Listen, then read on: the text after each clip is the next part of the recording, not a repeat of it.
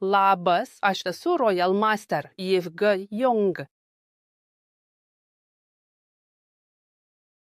Šiandienos paskaitoje planuoju pasidalinti su jumis 4 kriterijais, kaip pasirinkti įmonę ir sistemos svarbą. Iš tiesų, aš taip pat buvau paprastas mokytojas, mokantis pradinukus, tačiau dabar esu sėkmingas verslininkas su Atomy, esu Royal Leaders Club narys, uždirbantis 200 milijonų per metus ir gyvenu užimtą gyvenimą kaip asmeninės platformos savininkė KIP. Paprastai namų šeimininkiai ir mokytojai pavyko pasiekti tokių rezultatų. Tas paslapties raktas slypi Atomy sėkmės sistemoje.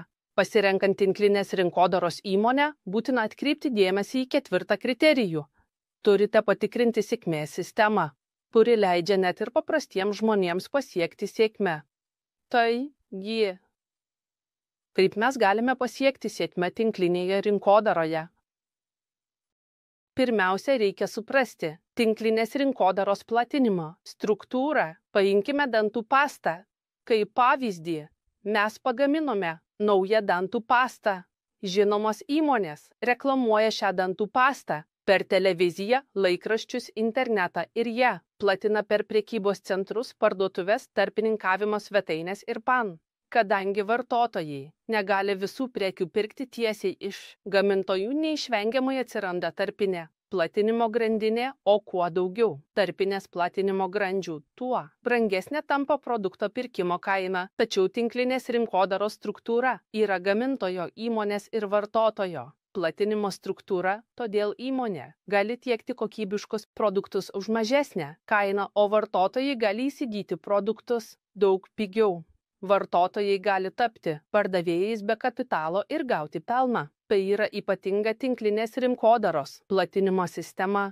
Pažvelkime dar kartą į platinimo sistemą. Tai yra tiesioginis tiekėjų ir vartotojų prekių reklamos ir pardavimo procesas. Tokių tiesioginių sandorių sumažinamas platinimu ir reklamos išlaidos, todėl klientams galima pasiūlyti kokybiškus ir pigesnius produktus. Ir šis sandoris nebaigiamas vienu metu. Klientas A, kuris įsigyja prekę, reklamuoja ir parduoda produktus savo žemiau esančiam klientui B ir C, už ką gauna tam tikrą atlygį. Kai O pritraukti klientai, B ir C reklamuoja ir parduoda produktus kitiems klientams. Sistema suteikia atlygį tiek O, tiek B ir C. Taip sukuriama sistema, kurioje kuo daugiau klientų prisijungia, tuo daugiau vyksta reklama ir pardavimai. Kuo daugiau žmonių, tuo O gali gauti pajamas iš šios sistemos, net jei jis nebevykdo tų pačių veiksmų.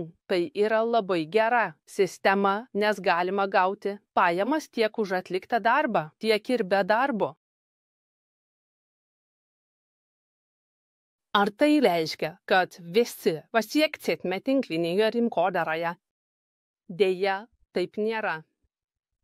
Pasakysiu savo istoriją. Pirmą kartą susidūriau su tinklinė rinkodara, kai man buvo 32 metai per pasimatymą su savo vyru.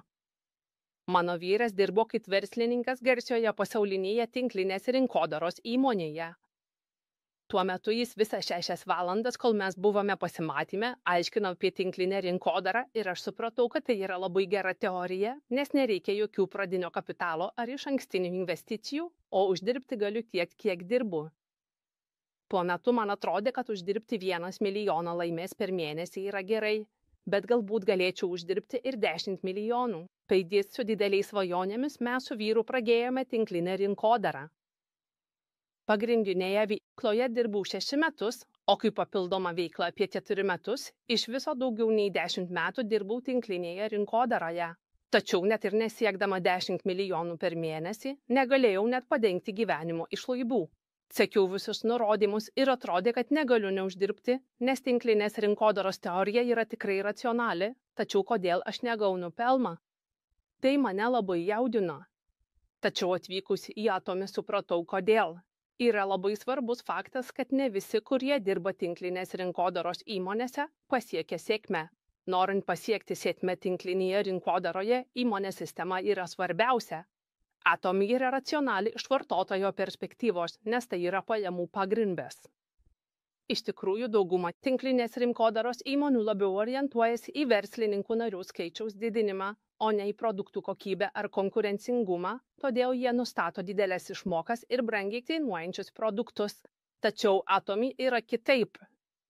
Pavyzdžiui, mano ankstesnėje įmonėje, net ir pasitelkus visus savo ryšius ir žinias, kiekvieną kartą, kai stengiausi parduoti vitaminus, klientai jų neperka. Nepaisant mano pastangų, pakartotinių pirkimų nebuvo, todėl aš tiesiai paklausiau, kas yra problema. Jie atsakė, kad tai natūralu, nes vitaminai kainavo apie 80,000 vonų.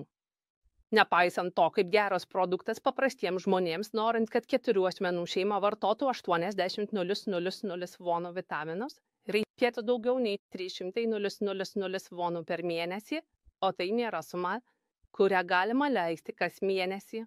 Todėl pakartotinių pirkimų nebuvo. Tuo tarpu Atomi klientai turėjo labai didelį pakartotinių pirkimų skaičių, nes kainos buvo žemos. Atomi vitaminus galima buvo gauti už 10,000 vonų. Už 40,000 ar 60,000 vonų galima buvo pasirūpinti 4 asmenų šeimos sveikata. Ne tik vitaminai, bet ir kosmetika, dantų pasta, higieninės servetėlės ir kiti produktai, kuriuos pirkome, buvo nuolat perkami. Tai ne tik dėl to, kad kainos buvo žemos, bet ir dėl to, kad kokybė buvo labai aukšta. Kai visuomenėje kilo ginčų dėl dantų pastos ar higieninių servetėlių, Atomi visada buvo saugi. Produktai geri ar ne, kaina priimtina, tiesa, todėl man nereikia ilgai aiškinti. Klientai patys rekomenduoja juos aplinkiniams ir pakartotinai perka, kadangi pakartotiniai pirkimai vyksta. Kai kurie tai laiko verslu, nesvarbu, ar jie dirba papildomai ar pilnu etatu.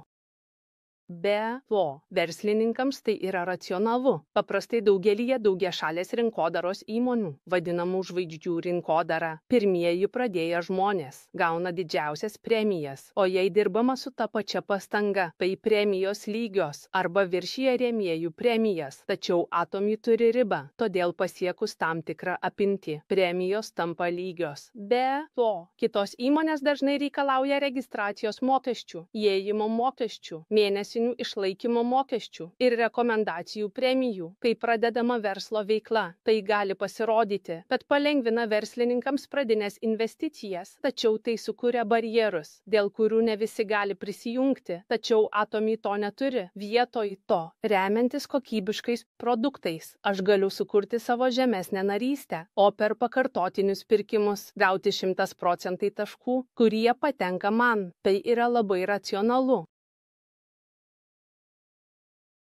Šios racionalios sistemos sukūrimo fone yra pirmininko valdymo filosofija. Pateiksiu keletą Atomi valdymo filosofijos aspektų. Pirmiausia, Atomi laiko klientus ne priemonę, o tikslu. Norint pasiekti klientų sėkmę, nepakanka tik juos patenkinti. Reikia siekti klientų sužavėjimo. Ir dar toliau galvoti apie jų sėkmę. Susitikę su Atomi, vartotojai gali įsigyti gerų prekių už mažą kainą ir pasiekti sėkmę kaip vartotojai, o verslininkai sėkmingai dirba kaip verslininkai. Antra, Atomi siekia tapti super įmonę tam, kad tai pasiektų. Sąžiningumas ir gerumas laikomi geriausia strategija, o valdymo filosofija grindžiama šiais principais. Įmonė laikosi paskirstymo esmės, teikdama vartotojams aukštos kokybės produktus už prieinamą kainą.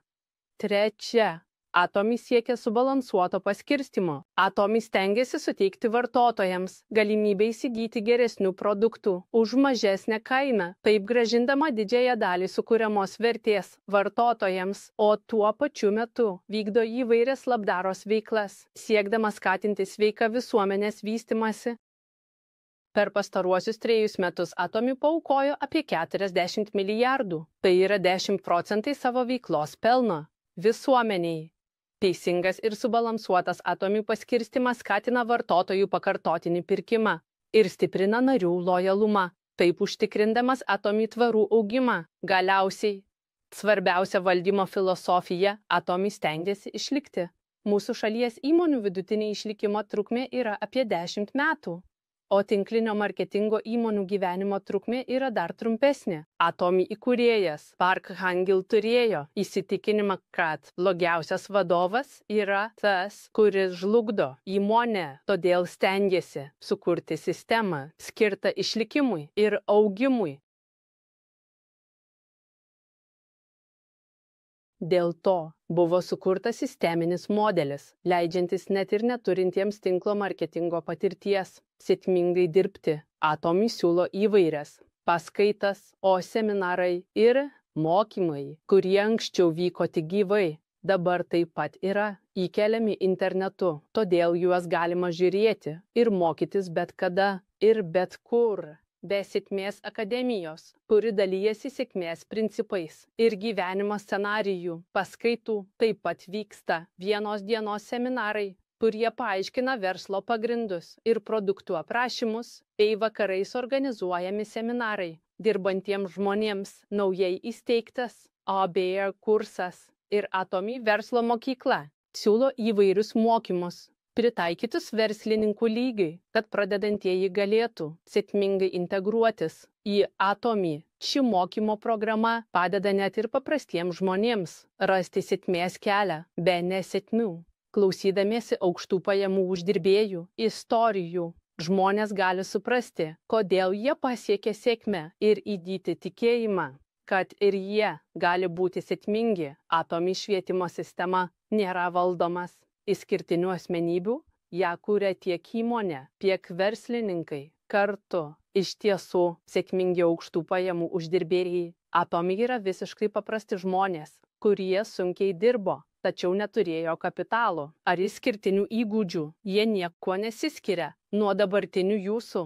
Aš taip pat buvau tokioje pačioje situacijoje. Ekspertai įspėja, kad senėjanti visuomenė, peržengusi 80 metų ribą ir įžengusi į 100 metų amžių, gali tapti apribojimu, o ne palaima tiems, kurie nepasiruošė ateičiai. Tuo metu aš taip pat nežinojau, ką daryti dėl ateities. Jei nebūčiau sutikęs Atomy, dabar vis dar gyvenčiau su baime dėl ateities. Tiesiog išgyvendamas kiekvieną dieną, aš dažnai sakau savo partneriams, kad Atomy yra įmonė sukurta remiantis įkūrėjo patirtimi, siekiant įgyvendinti tvirtą valdymo filosofiją ir kad Atomy turi unikalią sėkmės sistemą, leidžiančią net ir paprastiems žmonėms pasiekti sėkmę. Dėl to aš esu čia, kur esu dabar. Sėkmės sistema, leidžianti kiekvienam pasiekti sėkmę, yra paruošta ir jums. Aš buvau Royal Master Yoga Jung. Ačiū.